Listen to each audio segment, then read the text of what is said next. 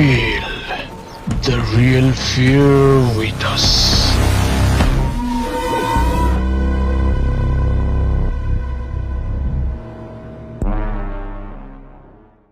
প্রিয় লিসেনার্স, আসসালামু আলাইকুম। Feel the real fear with us. সত্যিকার ভয়ের অনুভূতি পেতে আফনান দ্য হরর ওয়ার্ল্ডের সাথেই থাকুন। দেশ ও দেশের বাইরে যেখান থেকে আফনান দ্য হরর ওয়ার্ল্ডের আজকের শনি রাতের 65তম এপিসোডের সাথে যুক্ত হচ্ছেন বা পরবর্তীতে হবেন, সকলকে জানাচ্ছি শুভেচ্ছা ও ভালোবাসা। আশা করি সবাই ভালো আছেন, সুস্থ আছেন। প্রিয় লিসেনার্স, আপনাদের পাঠানো ঘটনাগুলো দিয়ে হাঁটি পা করে কিন্তু এতটুকু পথ আমরা আসতে পেরেছি, আলহামদুলিল্লাহ। তাই আপনাদের কাছ থেকে আরও অনেক সত্য ভয়ের ঘটনা আমরা প্রত্যাশা করি। তাই সবসময় বলি, আপনাদের জানা বা আপনাদের সাথে ঘটে যাওয়া সত্য ভয়ের ঘটনাগুলো আমাদেরকে লিখে বা রেকর্ড করে afnanthehorbd@gmail.com এই ইমেল অ্যাড্রেসে ইমেল করতে পারেন। ইমেল অ্যাড্রেসের স্পেলিংটা বলে দিচ্ছি, AFNANTHEHORWORLDBD afnanthehorbd@gmail.com। স্পেলিংটাও আমরা আমাদের ভিডিও ডিসক্রিপশনে দিয়ে রেখেছি, সেখানে গিয়ে স্পেলিংটা চেক করতে পারবেন। আজকের এপিসোডের ঘটনাগুলো কেমন লাগছে তা জানিয়ে ভিডিওর কমেন্ট সেকশনে কমেন্ট করতে ভুলবেন না। এছাড়া আমাদের ফেসবুক পেজ আর গ্রুপ তো রয়েছেই আফনান দ্য হরর ওয়ার্ল্ড নামে, সেখানে গিয়ে আপনারা আমাদের ফেসবুক পরিবারের সদস্য হয়ে মূল্যবান মতামত জানাতে পারবেন। আজকের এপিসোডে দুটি ঘটনা থাকছে, আর দুটি ঘটনার মধ্যে প্রথম যে ঘটনাটি, এটা আমরা পেয়েছি একজন রেমিটেন্স যোদ্ধা ভাইয়ের কাছ থেকে। ওনার নাম টুটুল শেখ। ওনার বাড়ি মেহেরপুর জেলার মেহেরপুর সদর উপজেলার পৌরসভার 4 নং ওয়ার্ডের শেখ পাড়া নামক জায়গায়। উনি বর্তমানে সিঙ্গাপুরে রয়েছেন। ঘটনাটি উনি কিভাবে পেলেন তার বর্ণনা উনি দিয়েছেন। উনি যে কোম্পানিতে কাজ করেন, এই কোম্পানির গাড়ি কিন্তু প্রতিদিন ওনাদের ডিউটির যে জায়গা সেখানে নিয়ে যায়, আবার ফেরত নিয়ে আসে। উনি যখন ডিউটিতে যান তখন ওনার মতো তো আরও অনেকেই আছেন। তখন উনি হেডফোনে আফনান দ্য হরর ওয়ার্ল্ড শুনতে থাকেন। ওনার পাশে আর একজন ভদ্রলোক, তার বাড়ি হচ্ছে টাঙ্গাইল, তার নাম ননি পাল।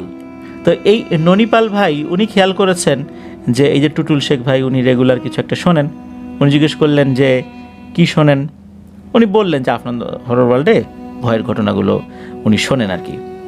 তখন এইভাবে কিছু আলাপচারিতা হয়। টুটুল শেখ ভাইয়ের আরও একটি ঘটনা কিন্তু আমরা আগেও প্রচার করেছিলাম। তখন টুটুল শেখ ভাই কী করেছেন, এই ননিপাল ভাইকে উনি তার হোয়াটসঅ্যাপে ওই ঘটনার লিঙ্কটা দিয়ে দিয়েছেন। উনি যখন এটা পরবর্তীতে শুনেছেন আবার ডিউটিতে যাওয়ার সময়, তখন উনি বলেন যে ওনার বোনের কাছ থেকে শোনা একটি ঘটনা জানা আছে। তখন তো আগ্রহ নিয়ে টুটুল শেখ ভাই এটা শোনেন। প্রিয় লিসেনার্স, এই ঘটনাটি আপনাদের সাথে শেয়ার করবার পর আমি এমন কিছু তথ্য আপনাদেরকে বলার চেষ্টা করব, যেটা শোনার পর আপনারা নড়ে চড়ে বসবেন। তো চলুন ঘটনায় চলে যাই। সময়টা খুব বেশি দিন আগের কথা না, বেশি দিন বলতে যে অনেক বছর মুক্তিযুদ্ধের আগে বা ব্রিটিশ পিরিয়ডে, বিষয়টা এরকম না। সময়টা এখন থেকে 10-15 বছর আগের কথা। যেই জায়গাকে কেন্দ্র করে ঘটনাটা, এটা গাজীপুরের একটা জায়গা। এই জায়গার পাশে কিন্তু নদী রয়েছে। এই যে ননিপাল ভাই, ওনার বোনের বিয়ে হয়েছে ওই এলাকাতে। এই কারণে মূলত ঘটনাটি তার মাধ্যম দিয়ে ননিপাল ভাই পেয়েছেন। ওই এলাকাতে কিছু জায়গা রয়েছে, দেখা যাচ্ছে যে নদীর যে এরিয়াটা, শীতকালে কিছু জায়গায় একদমই পানি থাকে না, আবার কিছু জায়গায় সারা বছরই পানি থাকে। যেই জায়গাগুলোতে সারা বছর পানি থাকে সেখানে তো দেখা যাচ্ছে যে সবসময় মাছ ধরার জন্য লোকজন আসে। এমন একটা জায়গায় দেখা গেল যে কিছু জেলে মাছ ধরতে এসেছে, বেশ দূর থেকে তারা এসেছেন আর কি। তো ওখানে ওনারা জাল ফেলেছেন, এটা কিন্তু দিনের বেলার কথা বলছি। জাল যখন ফেলেছেন, দেখা গেল কয়েকবার জাল ফেলার পর একবার জালটা আটকে গেছে। জাল কোনোভাবেই ওনারা টেনে তুলতে পারছেন না। মনে হচ্ছে নিচ থেকে কেউ টেনে ধরে রেখেছে, এরকম মনে হচ্ছে, অথবা শক্ত কোনো কিছুর সাথে আটকে গেছে। এরকম যখন মনে হলো, তখন আরও একটা বিষয় তারা খেয়াল করলেন, সেটা হচ্ছে যে ওনাদের যে জাল যদি কোনো একটা নির্দিষ্ট জায়গায় বেঁধে যায়, তাহলে শুধু ওই জায়গাতে আটকে যাবে, ওখানে টান অনুভূত হবে। কিন্তু মনে হচ্ছে যেই এরিয়া দিয়ে ওনারা জাল ফেলেছেন, প্রত্যেকটা জায়গা থেকেই নিচে টান অনুভূত হচ্ছে। অর্থাৎ জালের নিচের পুরো অংশ জুড়েই মনে হচ্ছে আটকে গেছে। এটা কিভাবে সম্ভব?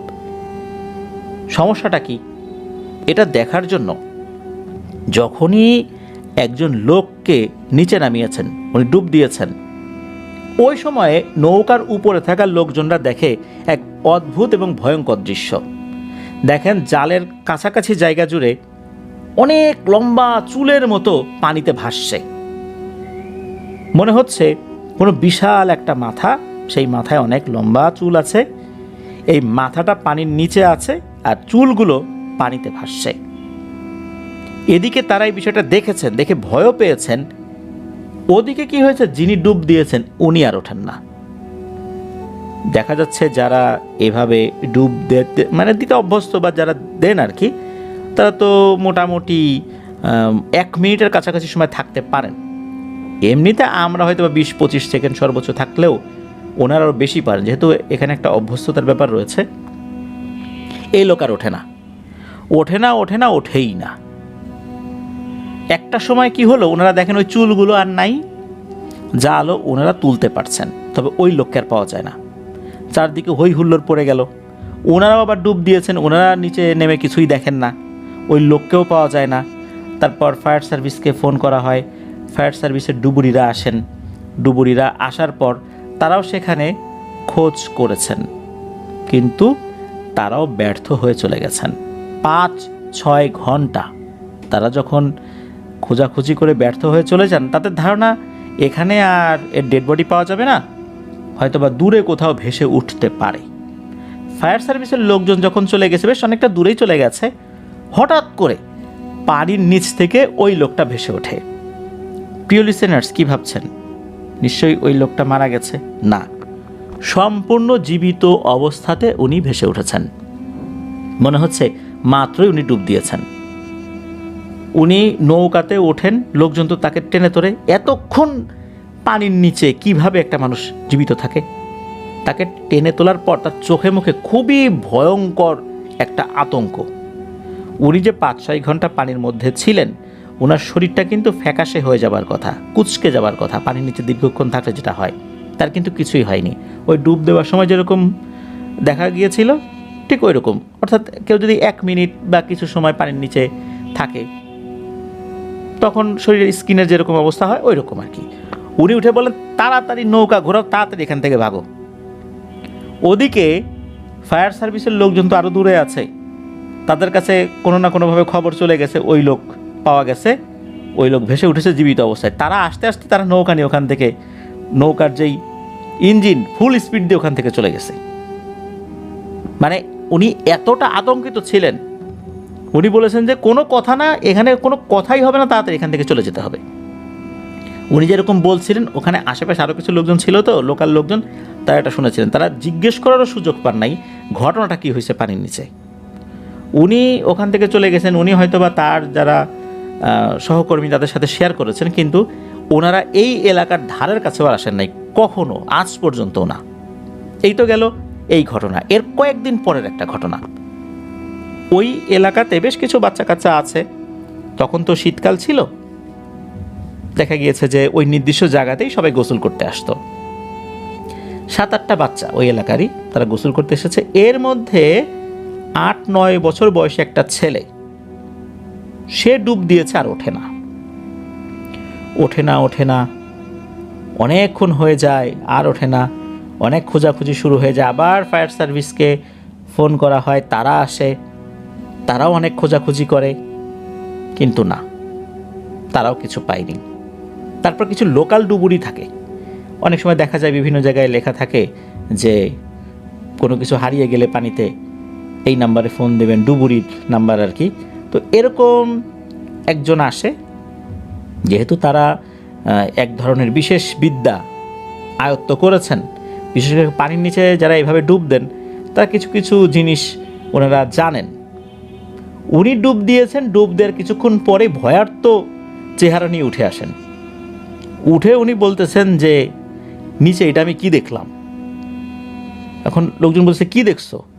উনি বলেন যে এর আসলে আর পাওয়ার কোনো সম্ভাবনা নাই। তার যে পাওয়া যাওয়ার সম্ভাবনা অন্তত জীবিত অবস্থায়, এটা শূন্য বলা চলে। উনি নাকি নিচে দেখেছেন এত বিশাল আকৃতির মাছ সাঁতার কাটছে। উনি নিচের দিকে তাকিয়েছেন যখন ডুব দিয়ে, তখন দেখেন যে অনেক নিচে স্পষ্ট দেখতে পাচ্ছেন উনি বিশাল আকৃতির মাছ, মনে হচ্ছে তিমি মাছের আকৃতির মাছ, এরকম মাছ নিচে সাঁতার কাটছে, তাও একটা না, অনেক, অসংখ্য। যখন এটা দেখেছেন উনি ভয় পেয়ে দ্রুত উপরে উঠে আসছেন। 3 দিন পর এই বাচ্চার লাশ ভেসে ওঠে। সে কিন্তু আর জীবিত ফেরত আসতে পারেনি, তার লাশ ভেসে ওঠে। যখন তার লাশটা পাওয়া যায়, ঠিক একই জায়গায় পাওয়া যায়, লাশটা কিন্তু ভেসে দূরে কোথাও যায়নি। মনে হচ্ছে যে সে গোসল করার সময় যেভাবে স্বাভাবিক ছিল তার স্কিন, চেহারা, মনে হচ্ছে সে মাত্রই গোসল করে উঠেছে, এমন একটা অবস্থা। সে যে 3 দিন পানির নিচে ছিল এমনটা কিন্তু মনে হচ্ছে না। তার পেটের মধ্যেও কোনো পানি ছিল না, তার নাক দিয়ে গলা দিয়ে যে রক্ত পড়ছে বিষয়টা এরকমও না। মনে হচ্ছে সে স্ট্রোক করে মারা গেছে, জাস্ট এতটুকুই। শরীরের কোথাও কোনো আঘাতের চিহ্নও ছিল না। মানুষজন বুঝতে পারে এটা মোটেও স্বাভাবিক কিছু না। এটা তো গেল এই বাচ্চার ঘটনা। এরপরে আসি এর 4-5 দিন পরের ঘটনা। মানে এটা কিন্তু খুব দ্রুত হচ্ছে। এর 4-5 দিন পর একজন মহিলা, একজন হিন্দু ভদ্র মহিলা, উনি অবিবাহিত ছিলেন। আসলে ওনার কোনো আত্মীয় স্বজন ছিল না, বেশ বয়সও হয়ে গিয়েছিল, কিন্তু ওনার বিয়ে শাদী হয়নি। তার নাম হচ্ছে রানী পাল। এই মহিলা ওখানে গোসল করতে গেছেন। গোসল করতে যাওয়ার পর ওই মহিলা অদৃশ্য হয়ে যান। মানে উনি ডুব দেওয়ার পর আর ভেসে ওঠে নাই। মানুষজন খোঁজাখুঁজি করেছে, যেহেতু ওনার কোনো আত্মীয় স্বজন ছিল না, যারা ইনস্ট্যান্ট আশেপাশে ছিলেন তারা খোঁজাখুঁজি করেছেন। ওনারাও বুঝতে পারছেন যে একে হয়তো আর পাওয়া যাবে না। দেখা গেল যে 1 দিন, 2 দিন, 3 দিন পর ওই মহিলা একদম দিনের বেলাতেই হঠাৎ করে হুশ করে ভেসে উঠেছেন। একদম স্বাভাবিক, কিন্তু একটা জায়গায় অস্বাভাবিকতা ছিল। মানুষজন দেখতে পায় তার মাথায় জট হয়ে গেছে। তার মাথায় কিন্তু আগে জট ছিল না। তো উনি উপরে উঠে আসেন। লোকজন বলে, কি ব্যাপার, তুমি 3 দিন কোথায় ছিলে? তো উনি বলেন, 3 দিন কই, আমি তো একটু আগে ডুব দিলাম, হয়তো বা 30-40 মিনিট নিচে থাকতে পারি। 3 দিন মানে? লোকজন বলে, তুমি তো 3 দিন আগে হারাই গেছো, ঘটনাটা কি? তখন উনি সব কথা খুলে বলেন। প্রথমবারের মতো মানুষজন বুঝতে পারে আসলে ঘটনাটা কি। উনি যখন ডুব দিয়েছেন তখন ওনার কাছে মনে হলো কে যেন ওনার পা চেপে ধরে এক হ্যাঁচকা টান দিয়ে পানির নিচে নিয়ে যাচ্ছে। একটু নিচে যেতেই উনি দেখতে পান যে উনি একটা অন্য জগতে চলে আসেন। ওখানে কোনো পানি নাই, কিছু নেই। ওখানে বিভিন্ন ধরনের লোকজন আছে, তবে বিশাল আকৃতির, প্রায় 30-40 হাত লম্বা, দানবীয় আকৃতির একজন মহিলার চেহারা যে ভয়ঙ্কর এটা বলা যাবে না। মহিলার চেহারা শ্যামবর্ণের। আমাদের স্বাভাবিক শ্যামবর্ণের যারা নারীরা আছেন, এনারা যদি এরকম 30-40 হাত লম্বা হয়, যেরকম দেখা যাবে সুঠাম দেহি, ওই রকম। তার মাথায় চুলও আছে অনেক বড় বড়। তো এই মহিলা তাকে বলতেছে যে, কিরে কেমন আছিস? এদিকে তো এই রানী পালের তো অবস্থা খারাপ। উনি ভালো আছি এই উত্তর কি আসলে দিতে পারেন? ওই অবস্থা কি তার আছে ওই সময়? উনি বলেন যে, জি ভালো আছি, আমাকে কেন এখানে নিয়ে আসছেন? তখন ওই অবয়বটা যা বলে এটা শুনে রানীপাল আসলে ওনার মধ্যে একটা মিশ্র প্রতিক্রিয়া হয়। সেটা এরকম যে ওই অবয়বটা বলে, দেখ এইটা হচ্ছে আমাদের থাকার জায়গা। এখানে বেশ কিছুদিন ধরে ড্রেজিং করে বালু তুলতে তুলতে এমন অবস্থা করেছে, আমার থাকার জায়গাটাই এখন ভেঙে যাওয়ার উপক্রম হয়েছে, নাই বললেই চলে। এই কারণেই আমি সেদিন এক জেলেকে নিয়ে আসছিলাম, কিন্তু ওরে আমার পছন্দ হয় নাই, ওরে দিয়ে কাজ হবে না, ওকে জীবিত অবস্থাতেই পাঠাই দিছি। এরপরে একটা বাচ্চাকে মেরে ফেলছি। তুই জানিস কয়েকদিন আগে একটা বাচ্চা মারা গেছে। এখন তোকে নিয়ে আসছি কেন? প্রথমত যে এখানে সমস্যাটা কি হয়েছে এটা উপরে গিয়ে মানুষদেরকে বলবি। দ্বিতীয়ত, তুই এখন উপরে গিয়ে আমার জন্য একটা আসন দিবি। তোর যে বাড়ি সেখানে গিয়ে একটা আসন দিবি, আমি তোর উপর সওয়ার হব, ওই আসনেই আমি এখন থাকবো। আমি আর নিচে থাকতে পারতেছি না, আমার থাকার জায়গাটা তোরা নষ্ট করে দিছিস। তখন বলে যে আমি গরিব মানুষ, আমার নিজেরই তো থাকার জায়গা নাই, মা নাই, বাবা নাই, আত্মীয় স্বজন নাই, বিয়ে শাদী আমার হয় নাই, সন্তানাদি নাই, আমার হাজব্যান্ড নাই, আমি কিভাবে আপনার জন্য আসন দিব বা জায়গা আমি ঠিক করব, আমি তো বুঝতে পারতেছি না। তখন উনি বলেন যে তুই যা উপরে গিয়ে বলবি, এলাকার গণ্যমান্য ব্যক্তিদেরকে বলবি, তারাই ব্যবস্থা করে দেবে বলে আমার বিশ্বাস। আর তুই ওখানে আসন দিবি, আশা করছি তুই ধনী না হলেও তোর খাওয়া পড়ার আর কোনো অভাব হবে না, তবে তুই ধনী হবি না। আর তোকে কিছু কাজ করার জন্য আমি অনুমতি দেব, যদিও বা তুই সেটা পারবি না, সেটা আমি করে দিব, তার বিনিময়ে কোনো ধরনের টাকা পয়সা কিচ্ছু নিতে পারবি না, এভাবেই তোর জীবন চলে যাবে। তখন এই যে রানীপাল উনি বলেন যে কি করবেন, কারণ উনি তো আসলে কবিরাজি কিছু জানেনও না, একদম গ্রামের 8-10টা সাধারণ মহিলার মতোই উনি, কোনো বিদ্যা তার জানা নেই, এমনকি লেখাপড়া উনি জানেন না। কিন্তু ওই অবস্থা থেকে ওনার উঠে আসার জন্য এতে রাজি হওয়া ছাড়া তার কোনো উপায় ছিল না। উনি রাজি হয়ে যান, তখনই নাকি ওনার মাথায় জট হয়ে যায়। আর এরপর ওনাকে পানির একটা নির্দিষ্ট জায়গায় যখন পৌঁছে দেন, তখন উনি বোঝেন যে উনি পানির মধ্যে আছেন, তখন উনি শ্বাস প্রশ্বাস নিতে পারছেন না। এরপরে উনি ভেসে ওঠেন, তারপর তো এই অবস্থা। লোকজন যখন এই কথা শোনেন, তখন সামনে যে ঘটনাগুলো ঘটেছে, অর্থাৎ আগে যে ঘটনাগুলো ঘটেছে সেগুলোর সাথে এই ঘটনাটা মিলান। এলাকার গণ্যমান্য কিছু ব্যক্তিবর্গ তারা একত্র একটা সিদ্ধান্ত নেন যে ওনাকে একটা জায়গা দিয়ে দেওয়া হবে। এলাকার একজন ব্যক্তি একটা জায়গা দিয়ে দেন যে মা তুমি এখানেই থাকো, তোমার আর মানুষের বাড়িতে বাড়িতে ঘুরে ঘুরে কাজ করতে হবে না, এখানেই তোমার একটা বসত ভিটা বানাই দিচ্ছি আমাদের সামর্থ্য অনুযায়ী, তুমি এখানেই থাকো, এইভাবেই তুমি মানুষের উপকার করো। এরপর থেকে উনি কিন্তু ওখানেই আছেন এখনও পর্যন্ত, কিন্তু এই রানীপাল জীবিত। যদিও বা আমরা কিন্তু এই রানীপালের নামের অংশ বিশেষে বলেছি, ওনার নামের আগে আরও একটা অংশ আছে, ওই অংশটা বাদ দিলে লাস্টে রানীপালটা আসে, তো এই জন্য আমরা রানীপাল বলেছি, পুরো নামটা আমরা বলতে পারিনি সঙ্গত কারণেই। তো এই যে ননিপাল ভাই, ওনার বোন কিভাবে এই রানীপালের ঘটনাটা জানলেন? ওনার বোনের একটা মারাত্মক সমস্যা ছিল, তা হচ্ছে ওনার বোনের গর্ভের সন্তান 3 মাস বয়স হলেই নষ্ট হয়ে যেত, মারা যেত। এরকম কিন্তু 3-4 বার হয়েছে। তখন নাকি এই রানীপালের কাছে উনি গিয়েছেন।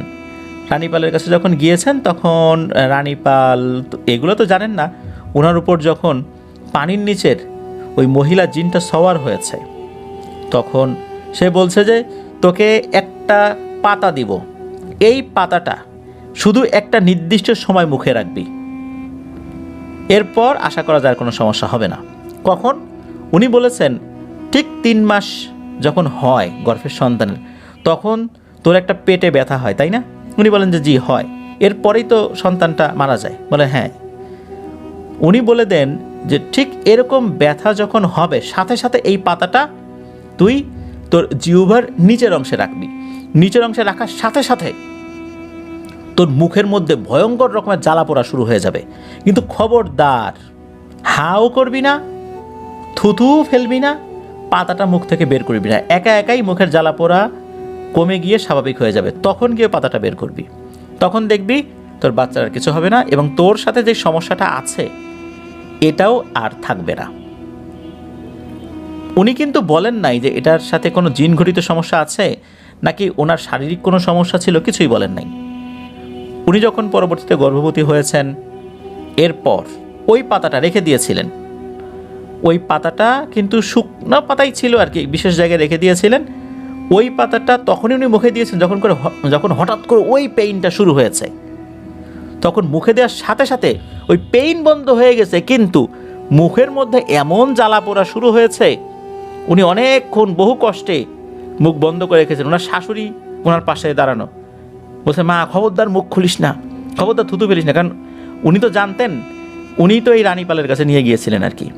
বহু কষ্টে প্রায় 30 মিনিটের মতো বা এরকম কাছাকাছি সময় অনেক কষ্টে মুখ আটকে ছিলেন, খুব জ্বালা পোড়া, মানে পা খিচুড়ি উঠে গেছে, পা ছটফট করতেছে, হাত পা ছটফট করতেছে, তারপর উনি মুখ খুলতেছেন না, থুতু ফেলতেছেন না, মুখের মধ্যে এমন জ্বালা পোড়া। আস্তে আস্তে আস্তে আস্তে নাকি ওই জ্বালা পোড়াটা স্বাভাবিক হয়ে যায়, মানে এটা কমে যায়, মুখটা একদম স্বাভাবিক হয়ে যায়।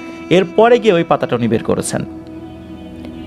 এরপর ওনার সন্তান হয়েছে, একটা কন্যা সন্তান। ওই কন্যা সন্তানের পরে স্বাভাবিকভাবে আর একটা পুত্র সন্তান হয়েছে। তারা আলহামদুলিল্লাহ খুবই ভালো আছেন। রানী পাল কিন্তু এখনও জীবিত আছেন।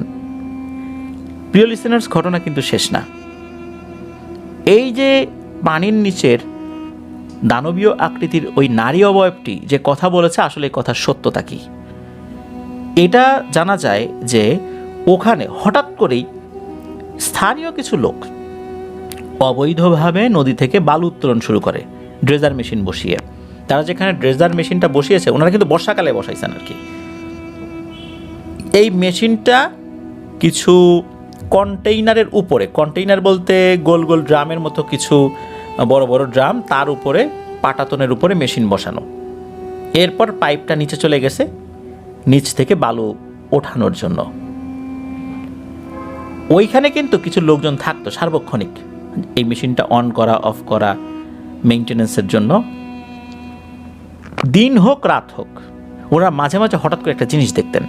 সেটা হচ্ছে যে মনে হতো নিচ থেকে কেউ এই কন্টেইনার সহ, যেই কন্টেইনারটা এত বড় একটা মেশিনকে ভাসিয়ে রেখেছে, এইটা সহ মনে হচ্ছে অর্ধেকটা কন্টেইনার ডুবে গেছে। অর্থাৎ এই গোলাকৃতির ড্রামের মধ্যে যে কন্টেইনারগুলো, অর্ধেকটা ডুবে গেছে, মেশিন সহ ডুবে গেছে। মনে হচ্ছে নিচ থেকে কেউ এগুলো টেনে নিয়ে যাচ্ছে। আবার হঠাৎ করে মনে হলো যে নিচ থেকে এটা ছেড়ে দিয়েছে, লাফ দিয়ে উঠেছে পানির উপরে। যখন এটা নিয়ে যায় তখন নাকি ওনারা অনেক লম্বা লম্বা চুল দেখতেন, চুলের মতো কিছু একটা, চতুর্দিকে চুল ছড়িয়ে পড়েছে, এটা ওনারা দেখতেন। এরকম বেশ কয়েকবার দেখেছেন। মালিক পক্ষকে ওখানে থাকা মিস্ত্রিরা অবহিত করেছেন। এরকম 7-8 দিনের কাছাকাছি বা এরকম একটা সময় হওয়ার পর কোনো একটা কারণে এই মালিক পক্ষ ভয় পেয়ে এই ড্রেজিংটা বন্ধ করে দেয়। কিন্তু ততদিনে কিন্তু ওই পানির নিচে যা ক্ষতি হওয়ার হয়ে গেছে। এটাই মূলত পরবর্তীতে জানা যায় যে এই বিষয়। প্রিয় লিসেনার্স, আমি বলেছিলাম কিছু কথা বলবো। আপনারা জানেন যে কিছুদিন আগে আমি একটা ভিডিও আপলোড করেছিলাম, চট্টগ্রামের সীতাকুণ্ডে গিয়েছিলাম। সীতাকুণ্ডে জাহাজ ভাঙা শিল্প যেটা, সেটা দেখে এসেছি। আমার সাথে ছিল আমাদের মডারেটর বদরুজ্জামান রাকিব, আমার সাথে ছিল আরাফ। আমরা সেই জায়গাগুলো যখন দেখতে যাই, এর মধ্যে গুলিয়াখালী বিচে যাই। গুলিয়াখালী বিচে যাওয়ার পর আমাদের যিনি সিএনজি চালক, এই সিএনজি চালকের সাথে বিভিন্ন বিষয় নিয়ে কথা হয়। ওনার একটা ইন্টারভিউ কিন্তু আমরা আপলোড করেছিলাম। সেখানে কিন্তু উনি একটা কথা বলেছিলেন, সেটা হচ্ছে বাঁশবাড়িয়া সি বিচ, যেটা এই বাঁশবাড়িয়া সি বিচের ওখানে ইদানিং হর হামেশাই মানুষ হারিয়ে যাচ্ছে এবং এই মৃত্যুটা মোটেও স্বাভাবিক না। দেখা যাচ্ছে জোয়ারের সময় ওনারা যেখান থেকে হারিয়েছেন, ভাটার সময় তো পানি অনেক দূর চলে যায়, তাদেরকে অনেক খোঁজাখুঁজি করা হয়, তো পাওয়া যায় না। কিন্তু ঠিক আবার যখন জোয়ার হয়, ওই একই জায়গায় তাদেরকে পাওয়া যায়। এটার পিছনে কারণটা কি? অনেকেই কিছু সায়েন্টিফিক ব্যাখ্যা দিয়েছেন। সেটা হচ্ছে ওখানে কিন্তু বাংলাদেশের রিনাউন্ড একটি কোম্পানি ড্রেজিং করছে, ড্রেজিং করে প্রচুর পরিমাণে বালু উত্তোলন অলরেডি করে ফেলেছে।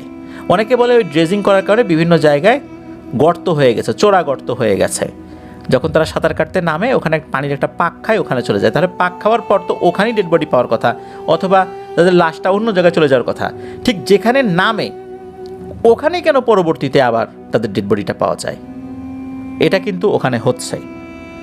বোঝাই যায় যে ওখানে এমন কোনো একটা বিষয় হয়েছে যার কারণে এই নিরীহ লোকদেরকে মরতে হচ্ছে। এই জন্য বাঁশবাড়িয়া সি বিচে কাউকে না নামার অনুরোধ করছি। অনেকে ইউটিউবে বিভিন্ন ট্রাভেল ব্লগগুলো দেখে অনেকে সেখানে গোসল করতে নামছেন।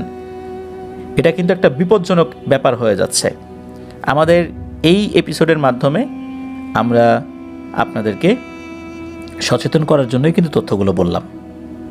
আশা করি আপনারা বাঁশবাড়িয়া সি বিচে যাবার পর সেখানে নামার আগে ভেবে চিন্তে নামবেন। এটা কিন্তু বিনীতভাবে অনুরোধ করছি। আপনারা আশেপাশের লোকদেরকেও কিন্তু জিজ্ঞেস করে দেখতে পারেন। আর আমরা যেই ভিডিওটা আমাদের পেজে আপলোড করেছি, আপনারা সেই ভিডিওটাও দেখে আসতে পারেন। আর এই ঘটনার যে সত্যতা আছে কি না, সেখানে কিন্তু ওই সিএনজি চালকের ফোন নাম্বারটা আমরা দিয়ে দিয়েছি। আপনারা ওই এলাকায় বেড়াতে গেলে তার ফোন নাম্বারে ফোন করে তার সাথে যোগাযোগ করে যেতে পারেন। উনি স্বল্প মূল্যের মধ্যেই আশেপাশে যতগুলো বিচ আছে আপনাদেরকে দেখানোর চেষ্টা করবে। আর আরও একটি বিষয়, সেটা হচ্ছে বাংলাদেশের 2 জন ব্যক্তি 5 আগস্টের দিন জনতার গণপিটুনিতে মারা গিয়েছিলেন। এই দুইজন ব্যক্তির মৃত্যু নিয়েও রহস্য আছে। আমরা জানি যে গণপিটুনিতে মারা গেছেন। আমি এবং বদরুজ্জামান রাগিব আমরা যখন চাঁদপুরে যাই, চাঁদপুরে যাওয়ার পর স্থানীয় এক ব্যক্তির সাথে কথা বলে এমন কিছু রহস্যময় তথ্য জানি যেটা আসলে অনেকেই জানে না। এনারা কিন্তু এই নদী থেকে বালু উত্তোলনের সাথে জড়িত ছিলেন। তাদের মৃত্যুটা আপাত দৃষ্টিতে স্বাভাবিক মনে হলেও এখানে অনেক রহস্য রয়ে গেছে। যারা ওই এলাকার আছেন তারা বুঝতে পারবেন। অনুগ্রহ করে কমেন্ট সেকশনে অন্তত এই দুইজনের নামটা আপনারা লিখবেন না। এরা কিন্তু বাংলাদেশের রিনাউন্ড দুইজন ব্যক্তি ছিলেন এক সময়।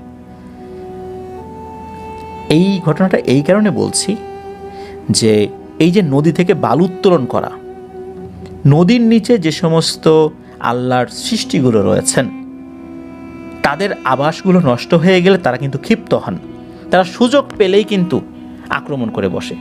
এমনিতে কিন্তু তারা নেয় না, কিন্তু এরকম যদি তাদেরকে বিরক্ত করা হয়, তাদের আবাসস্থল নষ্ট করা হয়, তাহলে কিন্তু তারা নেয়, মানুষদেরকে নিয়ে যায়, তারা ক্ষিপ্ত হয়ে যায়।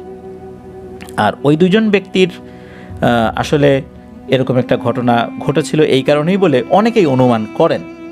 তবে ওই সময়ের রাজনৈতিক বাস্তবতা এবং বিভিন্ন পারিপার্শ্বিক অবস্থায় এই চিন্তা কিন্তু আমরা যারা বিভিন্ন সময় পেপার পত্রিকায় তাদের এই অবস্থা দেখেছি তখন কিন্তু এটা মাথায় আসেনি। কিন্তু আমরা যখন ওই এলাকাতে গিয়েছি, যাবার পর ওখানকার একজন ব্যক্তির সাথে কথা বলে এমন একটা রহস্যময় জিনিস জানলাম, তা আসলে এইভাবে মানুষের সামনে উপস্থাপন করাটাও এটা বেশ বিব্রতকর পরিস্থিতিই পড়তে হবে বলে মনে করি। এই জন্য আমি কিন্তু ডিটেলসে বলছি না, তাদের নামও বলছি না। আমি শুধু এই কারণেই বললাম বিষয়টা, সেটা হচ্ছে যে নদী থেকে বালু উত্তোলন করা যত্রতত্রভাবে এটা সরকারিভাবেও নিষিদ্ধ। এটা পরিবেশের জন্য বিপর্যয় সৃষ্টি করে। সরকার ইজারা দেয় যে জায়গাগুলো যেখান থেকে বালু উত্তোলনের অনুমতি আছে, এগুলো ছাড়া অবৈধভাবে যত্রতত্র কোথা থেকে বালি উত্তোলন করাটা আইনত দণ্ডনীয়, যেমন ঠিক তেমনি এগুলো আমাদের এই জগতে আরও কিছু আল্লাহর সৃষ্টি রয়েছেন, তাদেরও অসুবিধার কারণ। তাদেরও আমরা বিপদে ফেলছি, তাদেরকে বিপদে ফেলার মাধ্যমে অনেক নিরীহ মানুষকে আমরা বিপদে ফেলছি। আল্লাহ তাআলা আমাদেরকে বোঝার তৌফিক দান করুন। এই ধরনের কর্মকাণ্ড থেকেও আমাদেরকে বেঁচে থাকার তৌফিক দান করুন। প্রিয় লিসেনার্স, চলুন চলে যাব আজকের শনি রাতের 65তম এপিসোডের দ্বিতীয় এবং শেষ ঘটনায়।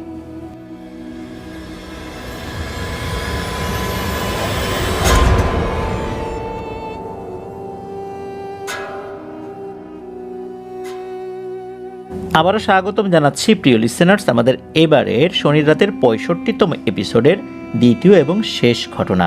এই ঘটনাটি আমরা যার কাছ থেকে পেয়েছি ওনার নাম ইমন। ওনার জন্ম ঢাকার মিরপুরে, এখানেই ওনাদের বাড়ি। উনি মূলত যে ঘটনাটি পাঠিয়েছেন, এই ঘটনাটির শুরুর অংশে ওনার জন্ম থেকে শুরু করে নিয়ে পারিবারিক বিভিন্ন ভয়ঙ্কর বিষয়, এরপর উনি কর্মসূত্রে মালয়েশিয়াতে গিয়েছিলেন, সেখানেও ভয়ঙ্কর অভিজ্ঞতার মুখোমুখি হয়েছেন।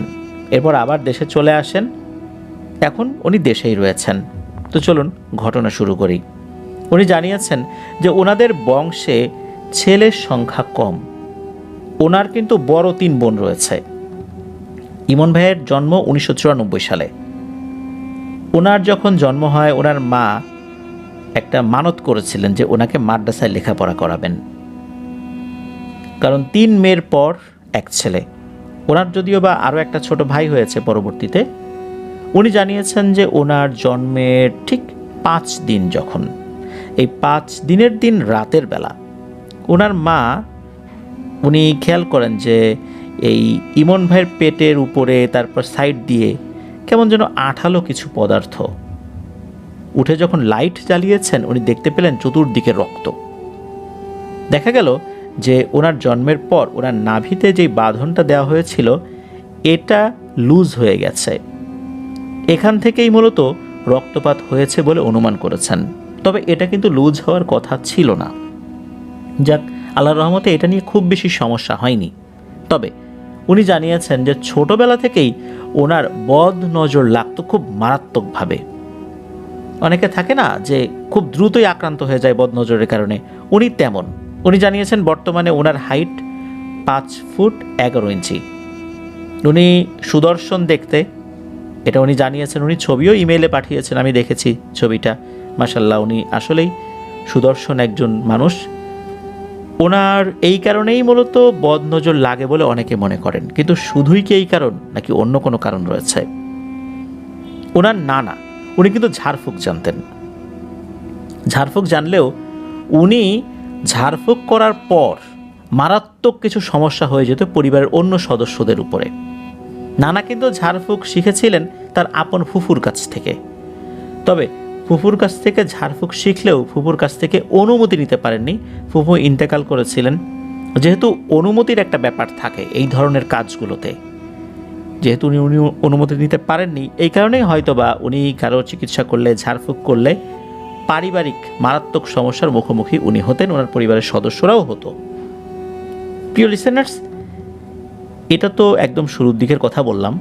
উনি জানিয়েছেন ওনার নানা বাড়ি দাদা বাড়ি একই জায়গাতে, অর্থাৎ ওনার নানা বাড়ি দাদা বাড়ি একই উপজেলাতে, ব্রাহ্মণবাড়িয়া জেলার আখাউড়াতে। ওনার বোন, যিনি সবার বড় আর কি, ওনার থেকে 9 বছরের বড় তিনি। ওনারা তো ঢাকাতে থাকতেন। ঢাকার মিরপুরে যেখানে থাকতেন ওই বাড়িটা নাকি অনেক পুরনো, ওই পাকিস্তান পিরিয়ডে এটা তৈরি করা হয়েছিল বা তারও আগে তৈরি করা হয়ে থাকতে পারে। বাড়িটা ছিল 3 তলা। এই 3 তলার এই যে বাড়িটা, এই বাড়ির যিনি মালিক ছিলেন, ওনার 2 জন স্ত্রী ছিলেন। দেখা যেত যে একটা ফ্লোরে ওনারা থাকলে অন্য 2টা ফ্লোর 2 স্ত্রী থাকতেন আর কি, এইভাবে আর কি এটা বন্টন করা ছিল। সন্ধ্যার দিকে যখন এই যে ইমন ভাই সহ ওই যে ভদ্রলোক যিনি বাড়ির মালিক, তারও তো 2টো পরিবার, যেহেতু সন্তানাদি আছে, সবাই মিলে কিন্তু ছাদে খেলতেন। সন্ধ্যার আগ দিয়ে ওই ভদ্রলোকের দ্বিতীয় স্ত্রী উনি এসে বাচ্চাদেরকে ছাদ থেকে নামিয়ে দিয়ে ছাদের যে দরজাটা এটা বন্ধ করে দিতেন। কেননা সন্ধ্যার পর বাচ্চারা ছাদে খেলাধুলা করুক এটা উনি পছন্দ করতেন না। এর পিছনে কারণও ছিল। ওনারা যখন নতুন বাড়িতে উঠলেন তখন দেখা গেল যে ওই ভদ্রলোকের দ্বিতীয় স্ত্রী উনি এভাবে সন্ধ্যার দিকে ওনাদের বাচ্চা কাচ্চা সহ এই ইমন ভাই, ওনার বোন, সবাইকেই নামিয়ে দেন। না নামতে চাইলে একটু রাগারাগিও করেন। নামিয়ে দেবার পর দেখা গিয়েছে মাগরিবের আজান হয়ে গেছে, কিছুক্ষণ পর ছাদের উপর থেকে ধুমধাম আওয়াজ আসতো। তখন এই ইমন ভাই, ওনার বোন, তারা আক্ষেপ করে বলতেন যে দেখলা আমাদেরকে নামাই দিয়ে নিজেদের বাচ্চাদেরকে এখন খেলার জন্য ছাদে উঠিয়ে দিয়েছে। একবার নাকি ইমন ভাই রাগ করে ছাদে উঠেছিলেন। উনি উঠে দেখেন যে ছাদের দরজাটা ঠিকই বন্ধ, কিন্তু ধুমধাম আওয়াজ কিন্তু হচ্ছে। তখন উনি দ্রুত নিচে নেমে আসেন। উনি যখন পরিবারের সাথে বিষয়টা শেয়ার করেন তখন পরিবারের লোকজন বুঝতে পেরেছিল আসলে ওই যে ভদ্রমহিলা উনি কেন সন্ধ্যার আগেই বাচ্চাদেরকে জোর করেই ছাদ থেকে নিচে পাঠিয়ে দেন। এটা ছিল একটা কারণ। এই যে নানা কিন্তু উনি বুঝতে পেরেছিলেন যে ইমন ভাইয়ের সবার বড় বোন তিনি তুলা রাশির। একবার নাকি তাকে সামনে বসিয়ে এই আপার 2 বৃদ্ধাঙ্গুলি সামনে রেখে উনি কিছু দোয়া পরে ফু দিয়ে বললেন যে দেখো তো কিছু দেখতে পাও কি না। উনি নাকি নখের দিকে তাকিয়ে চমকে উঠেছিলেন, চিৎকার দিয়ে উঠেছিলেন। উনি দেখেন যে সাদা দাড়িওয়ালা কেমন চেহারার একজন ব্যক্তি, 2 নখেই একই চেহারার ব্যক্তিকে দেখা যাচ্ছে। যখন চিৎকার দিয়ে উনি উঠেছেন তখন নানা বলেন যে খবরদার এই মেয়েকে কখনোই, যত সমস্যাই হোক না কেন, যেই যত অনুরোধ করুক না কেন, কখনো আসনে বসাতে দিবা না। কারণ তুলা রাশি হলেই যে সবাই সব কাজ পারবে, হাত চালান দিতে পারবে, বাটি চালান দিতে পারবে, তারপর জিন তাদের উপরে আসর করে ভিতরে ঢুকে কথা বলবে, এটা সত্য, কিন্তু সবাই এই কাজটা পারবে না। সবাই তার বডিতে এই লোড নিতে পারবে না। তুলা রাশি হলেই যে সবাই পারবে এমন কোনো কথা নাই। এই মেয়েটাই তার একটা জ্বলন্ত উদাহরণ। একে কোনোভাবেই কোনো আসনে বসানো যাবে না, যে যত অনুরোধ করুক না কেন। এটা কিন্তু এই ইমন ভাইয়ের মাকে খুব ভালোভাবেই নানা বলে দিয়েছিলেন। এরপর তো অনেক দিন কেটে গেছে, উনিও আস্তে আস্তে বড় হয়েছেন। যখন মোটামুটি ওনার বয়স কত, ওনার মোটামুটি 7-8 বছর বয়স এরকম একটা সময়, বা 8-9 বছর বয়স এরকম একটা সময়, তখনই তো ওই যেই বাড়িতে ভাড়া থাকতেন ওনারা, তখন ওই বাড়িতেই আছেন। বাড়ির মালিকদের সাথে ওনাদের খুবই ভালো সম্পর্ক ছিল। একবার হয় কি, ওই বাড়ির একটা ছেলে, ওই মালিকেরই ছেলে হঠাৎ করে মিসিং হয়ে যায়। কোথায় গেল থানায় ডায়েরি করা হয়, পুলিশরাও খুঁজে পাচ্ছে না, তার তো এভাবে হারিয়ে যাওয়ার কথাও না। এদিকে তার হুজুর কবিরাজ দেখানো শুরু করলেন, যে তারা চিন্তা করছেন যে কোথায় গেল, নিশ্চয়ই জিনে নিয়ে গেছে। যেহেতু ওনাদের বাড়ির ছাদে একটা সমস্যা ছিল, হতে পারে এটা হওয়াটা অস্বাভাবিক কিছু না। এই চিন্তা করেই মূলত তারা হুজুর কবিরাজ দেখানো শুরু করলেন, ডাকা শুরু করলেন। তো হুজুর একজন আসার পর উনি খুঁজছেন যে তুলা রাশির লোক লাগবে। এদিকে ইমন ভাইয়ের বড় বোন যে তুলা রাশির, এটা কিন্তু ওনারা জানতেন। তখন ওই বাড়ির যিনি একজন ভদ্র মহিলা, বিশেষ করে যার বাচ্চা আর কি, মানে মালিকের স্ত্রী, উনি তো এসে ইমন ভাইয়ের মাকে খুব অনুনয় বিনয় করছেন যে আপনার মেয়েটাকে দেন, তুলা রাশির লোক, ঢাকা শহর, এখন কোথায় খুঁজে পাবো। এদিকে ইমন ভাইয়ের মা তো রাজি না, কারণ নানা নিষেধ করেছেন। তিনি নিশ্চয়ই বুঝে শুনে নিষেধ করেছেন, তিনি তো তার নাতনিকে বিপদে ফেলার জন্য কোনো কথা বলবেন না। এদিকে ইমন ভাইয়ের মা তো রাজি না। তখন ওই ভদ্রমহিলা বলতেছেন যে আপা, আজ যদি আপনার একটা সন্তান মিসিং হতো, তখন কি আপনি আমার সাথে এরকম আচরণ করতে পারতেন? এইভাবে ইমোশনালি তাকে একদম দুর্বল করে ফেলে, মানসিকভাবে দুর্বল করে ফেলে। শেষ পর্যন্ত ইমন ভাইয়ের মা রাজি হয়ে যান। তারপর অন্ধকার একটা ঘরের মধ্যে এই ইমন ভাইয়ের বোনকে বসানো হয়, আরও অনেক লোকই সেখানে ছিলেন। এদিকে সেই হুজুর দোয়া পড়ে জিন হাজিরের আমল শুরু করেছেন। জিনটা এসে সরাসরি ইমন ভাইয়ের বোনের শরীরের মধ্যে ঢুকে যাবে। হঠাৎ করে এমন এক চিৎ করে উঠছেন, এই ইমন ভাইয়ের বোন এক চিৎকারে অজ্ঞান হয়ে পড়ে গেছেন। তারপর লাইট জ্বালানো হয়, দেখা গেল উনি অজ্ঞান হয়ে আছেন। তাতে তাকে ধরাধরি করে নিয়ে যাওয়া হয়, কাজ আর হলো না। তারপর ওনার জ্ঞান ফেরে, উনি এমন ভয়ঙ্কর একটা জিনিস দেখেছিলেন, ওইটা দেখার সাথে সাথে অজ্ঞান হয়ে গিয়েছিলেন। তখন মনে পড়ে যায় যে তার নানা তো বলেছিল যে সবাই এটা নিতে পারে না, সে এটা নিতে পারবে না কখনোই।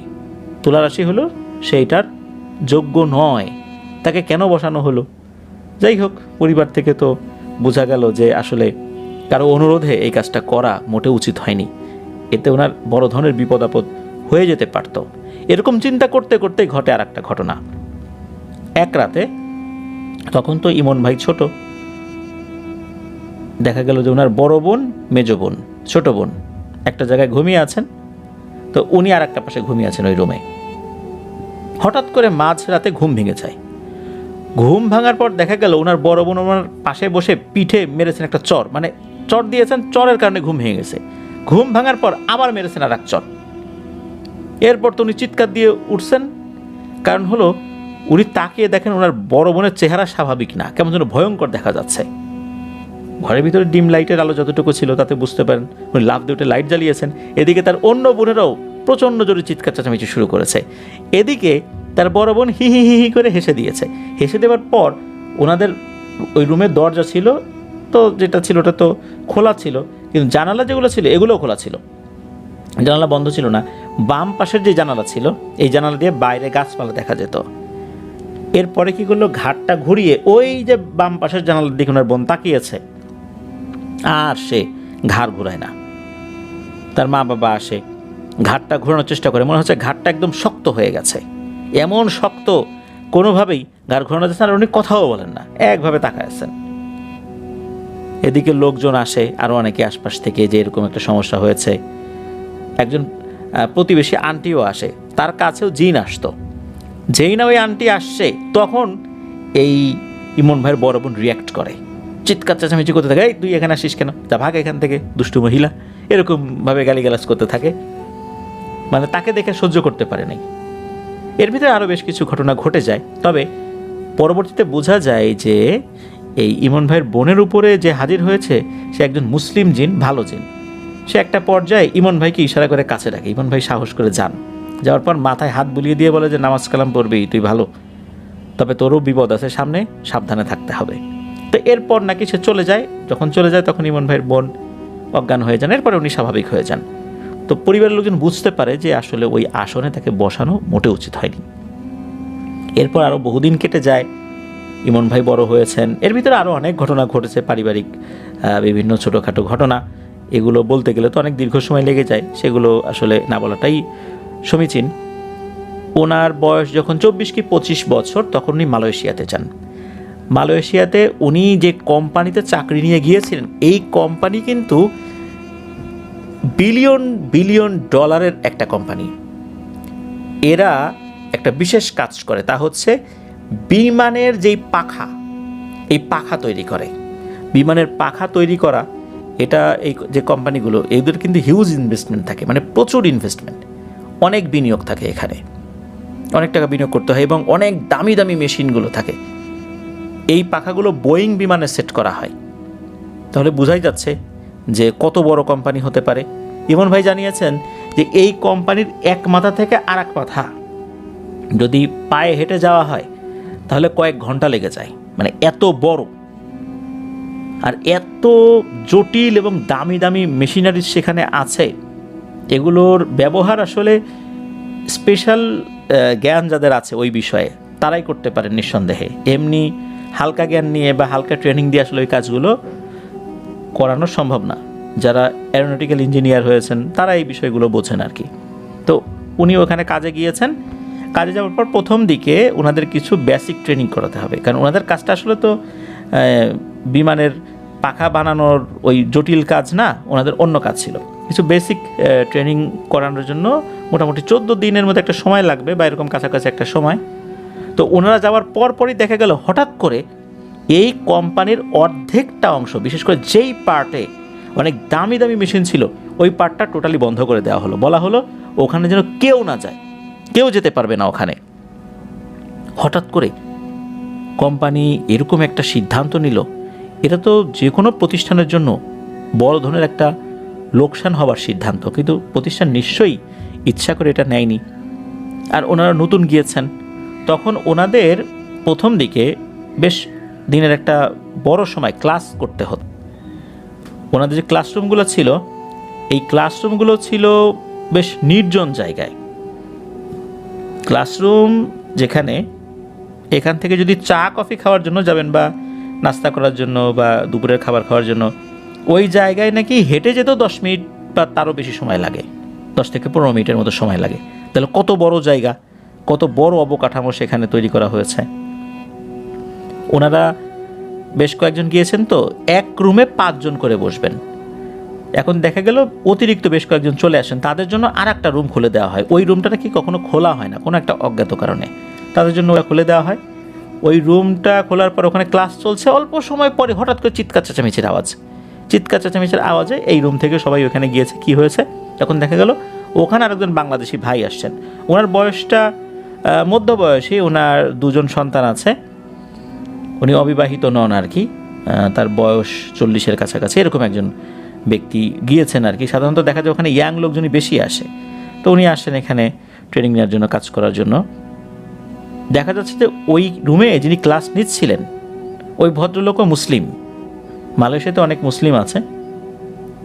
উনি ফু দিচ্ছেন, দোয়া দুরুদ পরে ফু দিচ্ছেন, আর উনি অস্বাভাবিকভাবে বসে আছেন, কিভাবে যেন তাকাচ্ছেন আর অদ্ভুত ধরনের শব্দ করছেন। বোঝা যাচ্ছে উনি সম্পূর্ণরূপে জিন দ্বারা আক্রান্ত হয়েছেন। এখন ওনারা তো চলে আসছেন, আসার পর কোনোভাবেই মানে তাকে থামানো যায় না। তখন কি করবে, ওখান থেকে সিদ্ধান্ত নেওয়া হলো দ্রুত ওনাকে একজন ভালো রাকির কাছে নিয়ে যেতে হবে। কোনো হুজুর ছাড়া এই সমস্যার সমাধান করতে হবে না, হসপিটালে নিয়ে গেলে হবে না। তো ওই ভদ্রলোকের পরিচিত একটা জায়গা ছিল, ওই জায়গাতে নিয়ে যাওয়ার জন্য গাড়িতে ওঠানো হলো। এখন গাড়িতে ওঠানোর সময় আরও তো বেশ কয়েকজন সহযোগী লাগে, তখন কিন্তু ইমন ভাইয়ের সাথে ওঠেন। দেখা গেল পুরো গাড়িতে যতটুকু সময় ওনারা বসেছিলেন, এই লোকটা মাঝে মাঝে মুচকি হাসে শুধু ইমন ভাইয়ের দিকে তাকিয়ে, কিন্তু কথা বলে না কিন্তু। এরপর একজন ব্যক্তির কাছে নিয়ে যাওয়া হয়। ব্যক্তির কাছে নিয়ে যাওয়ার পর মালয়েশিয়ান একজন ব্যক্তি, একজন রাকি, উনি কী করলেন, ওই পান কি যেন বলে পড়লেন, এরপর পানগুলো পোড়ালেন, তারপর কলা পাতা এগুলো দিয়ে একটা চিকিৎসা করলেন, ধোয়া দিলেন, কিন্তু কোনো কাজ হলো বলে মনে হলো না। তাকে নিয়ে আসা হলো, ওনার আচার আচরণে অস্বাভাবিকতা। তারপর পুলিশ ডাকা হলো। পুলিশ এসে চিন্তা করছেন যে ইচ্ছা করে কোনো ভণ্ডামি করতেছে কিনা। পুলিশ এসে বলতেছে যে তুমি ঠিক হয়ে যাও, নাহলে কিন্তু তোমাকে ধরে নিয়ে যাব। দেখা গেল যে উনি খালি মুচকি হাসে, পুলিশের দিকে তাক, কোনো কথা বলে না, কিন্তু আবার মুচকি হাসে ইমন ভাইয়ের দিকে তাকিয়েও। পুলিশ বুঝতে পারলেন যে এর অবস্থা ভালো না, এখানে কাজ করতে পারবে না, দেশে পাঠিয়ে দিতে হবে। সিদ্ধান্ত হলো দেশে পাঠিয়ে দেওয়া হবে। তারপরও একটা মানুষ এত টাকা পয়সা খরচ করে আসছে, কোম্পানিও তাকে রিক্রুট করেছে, অর্থাৎ চাকরি দিয়েছে, কোম্পানিও তো একটা খরচ হয়েছে, দেখি লোকটা স্বাভাবিক হয় কিনা কোনোভাবে। তো ইমন ভাই জানিয়েছেন ওনাদের ছোটো ছোটো কটেজে রাখা হতো, কটেজে কয়েকজন লোক থাকতো, এরকম আলাদা আলাদা কটেজ ছিল। তো এই যেই ভদ্রলোক, সঙ্গত করে নামটা উনি বলেন নাই, ওই ভদ্রলোক আর একটা কটেজে থাকতেন। এক রাত্রে দরজায় কিছু সময় পর পর ঠক ঠক ঠক আওয়াজ, মানে আমরা যখন দরজায় নক করি তখন তো ঠক ঠক ঠক ঠক এরকম আওয়াজ, কিন্তু মনে হচ্ছে থেমে থেমে আওয়াজটা আসছে। ঘটনাটা কি? এই আওয়াজটা কোত্থেকে আসছে? এই একটা আওয়াজের গ্যাপে মনে হচ্ছে 5 সেকেন্ড 10 সেকেন্ডের একটা গ্যাপ আছে, মানে মাঝখানে। ওই কটেজের জানালা দিয়ে রাতের বেলা ইমন ভাই যখন বাইরে থাকে, মানে জানালা দিয়ে কিন্তু দরজায় দেখা যায়, যদি মাথা বের করা যায় দরজাকে এটা বোঝা যায় আর কি। তো উনি দেখেন অদ্ভুত একটা দৃশ্য। ওই যে বাংলাদেশি যে ভাই যিনি আক্রান্ত হয়েছেন, মনে হচ্ছে উনি ঘাটটা সামনের দিকে ঝুঁকিয়ে ওই কটেজের যে দরজা, ওই দরজার দিয়ে ভেতরে ঢোকার চেষ্টা করছেন। দরজা তো বন্ধ, যখনই মাথাটা নিচু করে দরজার সাথে একটা ধাক্কা লাগে, ঠাস করে একটা শব্দ হয়, আবার ওই ধাক্কা খেয়ে একটু পিছন দিকে চলে যান। এর 5-7 বা 10 সেকেন্ড পর আবার সামনের দিকে যখন উনি ঝুঁকে পড়েন, দরজার সাথে আবার ঠক করে একটা শব্দ হয়, ওই ধাক্কা খেয়ে আবার একটু পেছন দিকে চলে যান। মনে হচ্ছে যে উনি ঘুমন্ত, ঘুমের ভেতরেই উনি ওভাবে হাঁটতে হাঁটতে ওখানে চলে এসেছেন। উনি নিজেও জানেন না উনি কোথায় আছেন, কেন এখানে আসছেন, এরকম একটা অবস্থা হয়ে যায় আর কি। তো যাই হোক, এরপর ওনাকে ধরাধরি করে ওনার ব্যবস্থা করা হয়, তারপর ওনাকে দেশে পাঠিয়ে দেওয়া হয়েছিল। এটাও গেল তো ওনাদের ঘটনা।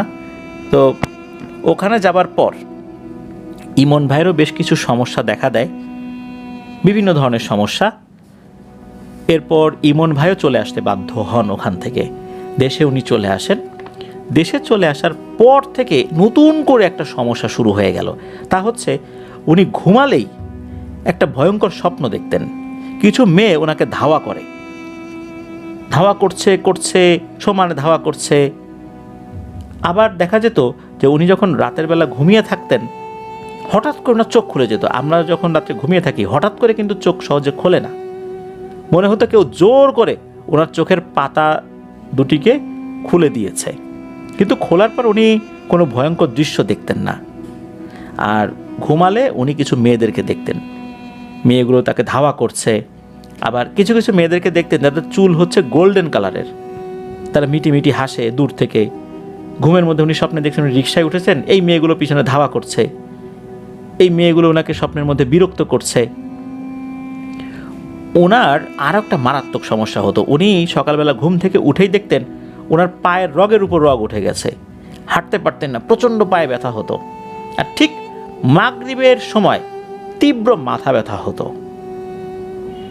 এরকম সমস্যা যখন চলতে থাকে তখন উনি যে কাজটি করেছিলেন সেটা হচ্ছে যে ভালো একজন হুজুরকে দেখিয়েছিলেন। হুজুর দেখার পর বলেছিলেন যে ওনার সাথে একটা জিনেদের গ্রুপ আছে, এই গ্রুপটা মেয়েদের একটা গ্রুপ। এই গ্রুপের যে সর্দার সে একটা বৃদ্ধা মহিলা, বৃদ্ধা জিন। এ হচ্ছে সর্দার, এও খুব দুষ্টু। আর এর অধীনে অন্য যে মেয়েরা আছে, এই পুরো গ্রুপটাই ওনার পিছনে লেগেছে। তাকে বিয়ে হতে দেবে না, তাকে কোনো কাজ করতে দেবে না। আর এটা নতুন করে না, তার জন্মের পর থেকেই নাকি এইটা পিছে লেগেছে। তবে এটা প্রকট হয়েছে একটা নির্দিষ্ট সময় পর। তো এই বিষয়টা জানার পর হুজুরের মতো চিকিৎসা করে দিয়েছেন, তবে কোনো লাভ হয়নি। হ্যাঁ, লাভের মধ্যে এতটুকুই হয়েছে যে উনি আগে ঘন ঘন স্বপ্ন যেটা দেখতেন, এখন ওই স্বপ্নটা এভাবে ঘন ঘন দেখেন না। ওই হুজুর বলেছিলেন যে এই পায়ের রগের উপর যে রগ উঠে যায়, মূলত তার পায়ের ক্যালসিয়ামের ভেতর থেকে মূল যে নির্যাস যেটা, বা পায়ের হাড়ের মধ্যে যে ক্যালসিয়াম থাকে, এটার মূল নির্যাসটা নাকি ওরা শুষে খেয়ে নেয়, এই জন্য এরা কি এরকম সমস্যা। আর মাগরিবের সময় যে তীব্র মাথা ব্যথা হতো, এটাও কমে গেছে, এখন আর পায়ে এরকম সমস্যা হয় না। মাঝে মাঝে উনি স্বপ্ন দেখেন। আর একটা বিষয়, সেটা হচ্ছে ওনার বিয়ে হতে দেবে না। ওনার যে বোন 9 বছরের বড়, সবার যে বড় বোন, যার তুলা রাশি, যার কথা আমরা শুরুর দিকে বলেছি, উনি নাকি মেয়ে দেখতে গিয়েছিলেন একবার। এরপর উনি স্বপ্নের মধ্যে দেখেন ভয়ঙ্কর একটা অবয়ব তাকে তাড়া করছে এবং বলছে, আর দেখবি, আর মেয়ে দেখবি, খবরদার, ওর জন্য আর কোনো মেয়ে দেখবি না। ভয়ঙ্কর একটা অবয়ব। এছাড়া ওই যে উনি আসনে বসেছিলেন, আসনে বসার পরও উনি স্বপ্নের মধ্যে নাকি একবার দেখেছিলেন যে এমন ভয়ঙ্কর একটা পুরুষ, যার বিশাল বড় বড় চুল, নগ্ন শরীর, দানবীয় আকৃতি, ভয়ঙ্কর চেহারা, হাতে বিশাল এক রামদায়ের মতো দা নিয়ে তাকে বলছে আর খবরদার কখনো আসনে বসবি না, এরকমভাবে তাকে স্বপ্নের মধ্যে হুমকি দিয়েছে। আর ওনার জন্য মেয়ে দেখার কারণে তাকে হুমকি দিয়েছে। ওনার জন্য অনেক মেয়ে দেখা হয়। উনি বলেছেন একটা মেয়েকে উনি পছন্দও করছিলেন, সব ঠিকঠাক হওয়ার পরও বিয়ে হয়নি। আর যখন ঘটক আসে, ঘটক আসার পর ওনার বায়োডাটা বা বিস্তারিত শুনে যখন একবার চলে যান, আর ফোন দিয়েও ওই ঘটককে পাওয়া যায় না। ঘটক আসলে ফোনও রিসিভ করতে চায় না। দ্বিতীয়বার আসা তো দূরের কথা, বিয়ের কথা হলেও ফাইনালি ওনার বিয়ে হয় না। অথচ উনি 5 ফুট 11 ইঞ্চি হাইট, সুদর্শন একজন যুবক, ওনাকে বিয়ে করতে দেয় না। অনেকে নাকি এই সমস্যা শোনার পরও, আগ্রহী হয়ে আসার পরও তারা কোনো এক অজানা কারণে চলে গেছে। তার মানে হচ্ছে যারাই আসে তাদেরকে কোনো না কোনোভাবে ভয় দেখায় বা এমন একটা পরিবেশ সৃষ্টি করে যার কারণে উনি বিয়ে করতে পারছেন না। উনি এখনও এই সমস্যার মধ্যেই আছেন বলে জানিয়েছেন। তো এটাই ছিল ঘটনা। উনি বেশ বড় করে অডিও ফাইল আকারে পাঠিয়েছেন। তবে আমি চেষ্টা করেছি যে বিষয়গুলো না বললেই না, সেই জিনিসগুলো আসলে আপনাদেরকে বলার জন্য। প্রিয় লিসেনার্স, এখানে ঘটনার মধ্যে কয়েকটি বিষয় রয়েছে। তা হচ্ছে শুরুর দিকে ওই যে নানার কথা যেটা আমরা বললাম, যে উনি কিন্তু অনুমতি নেন নাই। আপনারা জেনে অবাক হবেন, বাংলাদেশে এখন ব্যাঙের ছাতার মতো অনেক রুকিয়া সেন্টার হয়েছে। আপনারা আরও জেনে অবাক হবেন, এই রুকিয়া সেন্টারগুলোতে যে রাকিগুলোকে নিয়োগ দেওয়া হয়, এনাদের মধ্যে অনেকেই ওস্তাদের কাছ থেকে কোনো শিক্ষা নেন নাই। কিতাবাদি পড়েছেন, অ্যারাবিয়ান যে রাকিরা কিভাবে রুকিয়া করে ইউটিউবে দেখেছেন, সেই অনুযায়ী তারা শরিয়া সম্মতভাবে করছেন। কিন্তু দেখা যাচ্ছে কাজ হচ্ছে না। অনেক রুকিয়া সেন্টারগুলো বলছে যে 10 সেশন, 20 সেশন, 50, 80, 100 সেশন একটা প্যাকেজ। এটা যে কত বড় একটা প্রতারণা। হয়তো আমি এই কথাগুলো বলছি, অনেক রাকি আমাদের ঘটনাগুলো শোনেন, তবে আমি বলতে বাধ্য হচ্ছি, কেননা এই ধরনের চিকিৎসায় ভালো হবেই এটা আল্লাহ ছাড়া কেউ বলতে পারে?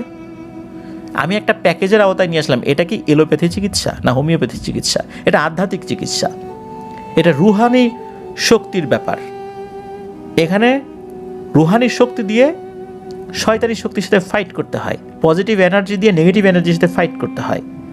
তারপর আল্লাহ যদি কবুল করেন, চুক্তি করে এই কাজ হয় না। আর যারাই চুক্তি করে নেবে আপনার সাথে, আগের থেকে ফিক্সড করে নেবে যে আমাকে এত টাকা দিতে হবে, আপনি এতটুকু নিশ্চিত থাকেন ওখানে গিয়ে আপনার কাজ না হওয়ার সম্ভাবনাই 98%, আর হওয়ার সম্ভাবনা 2%, অনলি 2% যে আপনার কাজ হবে। তাহলে বুঝুন অবস্থা। যারা এইভাবে চুক্তি করে সেশনগুলো নেয়, অ্যাকচুয়ালি এটা একটা ব্যবসা। মানুষ কোটি কোটি টাকা খরচ করে রুকিয়া সেন্টার দিচ্ছে। এটা কি সেবা নাকি ব্যবসা, এটা বুঝতে হবে। সত্যিকার অর্থে যারা মানুষের উপকারের জন্য কাজ করেন, এদেরকে খুঁজেই পাওয়া মুশকিল হয়, অনেক দুরূহ ব্যাপার হয় খুঁজে পাওয়া। আর তারা কাজ করে এভাবে চেয়ে টাকা নেন না। মানুষ খুশি হয়ে যেটা দেয় সেটাই। যখনই দেখবেন যে কাজ করার আগেই টাকার চুক্তি হচ্ছে, তাহলে বুঝে নেবেন যে এই টাকাটা আপনার জলে যাবে, লাভ হবে না। অনেকেই বলছেন বিভিন্ন জায়গায় গিয়েছি, কাজ হয় না। না হওয়ার পিছনে যে কয়েকটি কারণ, সেটা হচ্ছে যে কারো শরীরে যেই নেগেটিভ এনার্জিটা রয়েছে, এই নেগেটিভ এনার্জির সাথে ফাইট করার মতো পজিটিভ এনার্জি যিনি চিকিৎসা করছেন তার কাছে নেই, এই কারণে হচ্ছে না। আবার তার কাছে থাকলেও আল্লাহ চাচ্ছেন না, হচ্ছে না। আরেকটা বিষয় হচ্ছে যে উনি ভালো কোনো ওস্তাদের কাছে কোনো বিষয় শেখেনি নাই। কিতাবাদি পড়ে কখনো রাকি হওয়া যায় না। এই ধরনের চিকিৎসা কিন্তু কিতাবাদি পড়ার বিষয় নয়। কিতাবাদি পড়ে আপনি শিখতে পারবেন, কিন্তু ওস্তাদের কাছে আপনাকে অবশ্যই অনুমতি নিতে হবে। একজন সার্জন, উনি কিন্তু একদিনের সার্জন হন না। MBBS পাশ করার পর ভালো একজন সার্জনের অধীনে থেকে কিভাবে ছুরি চালাতে হয়, ছুরি দিয়ে তো মানুষ মেরেও ফেলা যায়, আবার মানুষকে বাঁচানোও যায়। এই বাঁচানোর কাজটা কিভাবে করতে হবে, এভাবে দীর্ঘদিন তার সাথে থেকে থেকে অনেকগুলো অপারেশন দেখে দেখে আস্তে আস্তে শিখতে হয়। একজন লয়ার, উনি আইন পাশ করার পর প্র্যাকটিস শুরু করতে হয় একজন বিজ্ঞ লয়ারের অধীনে, দীর্ঘদিন থেকে শিখতে হয়, কমপক্ষে 5 বছর। এইগুলো আমরা বুঝি। আমরা ভালো লয়ার যখন খুঁজি আমরা দেখি যে তার অভিজ্ঞতা কেমন, কার কাছে সে কাজ শিখেছে। কেন আমরা এটা বোঝার চেষ্টা করি না যে যেই রাকির কাছে যাচ্ছি উনি কোথা থেকে শিখেছেন, তার ওস্তাদকে, তার ওস্তাদ কোন ধরনের আধ্যাত্মিক ক্ষমতা সম্পন্ন ছিলেন। এই বিষয়গুলো আমরা খোঁজ নিতে পারি না, নেবার চেষ্টাও করি না। আর এটাই বর্তমানে একটা বড় ধরনের ব্যবসা হিসাবে সামনে চলে এসেছে। আমি আবারও বলছি, আমার এই কথা শুনে অনেক রাকিরা মন খারাপ করতে পারেন, তবে সত্যিকার যারা রাখি তারা মন খারাপ করবেন না, তারা আমার এই কথায় সম্মতি জানাবেন। আর আপনারা অনেকে আমাদের কাছে বিভিন্ন ধরনের হুজুরের নাম্বার চান, আমরা এই কারণেই কোনো ধরনের কোনো তথ্য দেই না, কারণ হচ্ছে 100 জনের মধ্যে 99 জনই আমাদের কাছে ফেক মনে হয়, যার কারণে আমরা আসলে কারো তথ্য দেই না। আর এটা আসলে আমাদের কাজ না, আমরা ঘটনার মাধ্যম দিয়ে আপনাদেরকে সচেতন করার চেষ্টা করি। যার কাছে যাবেন বুঝে শুনে যাবেন, জেনে বুঝে আপনাদেরকে সেখানে টাকা দিতে হবে। আর কাজ হওয়ার আগে কোনো টাকার চুক্তিতে যাবেন না, যেই চুক্তি করবে বুঝবেন এটা ব্যবসা, কাজ হবে না, নিশ্চিন্তে থাকেন যে কাজ হচ্ছে না। আজকের এপিসোড এ পর্যন্তই। সবাই ভালো থাকবেন, সুস্থ থাকবেন, সবার জন্য শুভকামনা রইল। আল্লাহ তাআলা আমাদেরকে আইন, হাসাদ, সেহের, মানুষের ক্ষতি, জিনের ক্ষতি, যত ধরনের ক্ষতিকার বা ক্ষতিকারক পদার্থ রয়েছে, জীবজন্তু রয়েছে, সব কিছু থেকে আমাদেরকে হেফাজত করুন। ক্ষতিকারক আরও যে জিনিস রয়েছে, নেগেটিভ এনার্জি রয়েছে, নেগেটিভ ফ্রিকোয়েন্সি রয়েছে, এগুলো থেকে আল্লাহ তাআলা আমাদেরকে হেফাজত করুন। আল্লাহ তাআলা তার রহমতের চাদর দিয়ে আমাদের সবাইকে ঢেকে রাখুন। হঠাৎ বিপদ থেকে আল্লাহ তাআলা আমাদেরকে হেফাজত করুন। আসসালামু আলাইকুম।